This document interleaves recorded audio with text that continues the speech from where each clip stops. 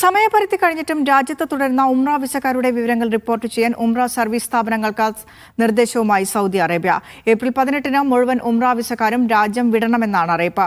നിയമം ലംഘിക്കുന്നവർ ജയിൽ ശിക്ഷയടക്കമുള്ള നടപടികൾ നേരിടേണ്ടി വരും. അടുത്ത മാസം 18-ന് മുൻപായി ഉംറക്കായി എത്തിയ തീർത്ഥാടകർ മുഴുവനും രാജ്യം വിടണമെന്ന് നേരത്തെ തന്നെ അറിയിച്ചിരുന്നു. ഉംറ വിസയിലുള്ളവർ തിരിച്ചുപോക്കിനുള്ള സംവിധാനങ്ങൾ ഒരുക്കണമെന്നാണ് പുതിയ നിർദ്ദേശം. കാലാവധി കഴിഞ്ഞും രാജ്യത്ത് തുടരുന്നവർക്ക് പിഴ, തടവ്, ഡീപ്പോർട്ടേഷൻ തുടങ്ങിയ നടപടികൾ നേരിടേണ്ടി വരും. ആഭ്യന്തര മന്ത്രാലയത്തിന്റേതാണ് മുന്നറിയിപ്പ്. തീർത്ഥാടകരുടെ ഓവർസ്റ്റേ കേസുകൾ റിപ്പോർട്ട് ചെയ്യണമെന്ന് ഉംറ സ്ഥാപനങ്ങൾക്കും മുന്നറിയിപ്പുണ്ട്. റിപ്പോർട്ട് ചെയ്യാത്ത പക്ഷം സ്ഥാപനങ്ങൾക്കും പിഴ നേരിടേണ്ടി വരും. വിസ കാലാവധി കഴിഞ്ഞ തീർത്ഥാടകരെ സഹായിക്കുക, ജോലി നൽകുക, താമസിക്കാൻ അനുവദിക്കുക തുടങ്ങിയവ ശ്രദ്ധയിൽപ്പെട്ടാലും നടപടികൾ നേരിടേണ്ടി വരും. നിലവിൽ കേരളത്തിലേക്കടക്കം സൗദി കമ്പനികളുടെ എയർലൈനുകൾ ഒമാൻ എയർ തുടങ്ങിയവ മുടക്കമില്ലാതെ സേവനം നൽകുന്നുണ്ട്. തീർത്ഥാടകർ യാത്ര ഉറപ്പാക്കി 4 മണിക്കൂർ മുൻപെങ്കിലും വിമാനത്താവളങ്ങളിൽ എത്തണമെന്നും മന്ത്രാലയം ഓർമ്മപ്പെടുത്തി. Vishal Cherpulassery, media 1, Riyadh.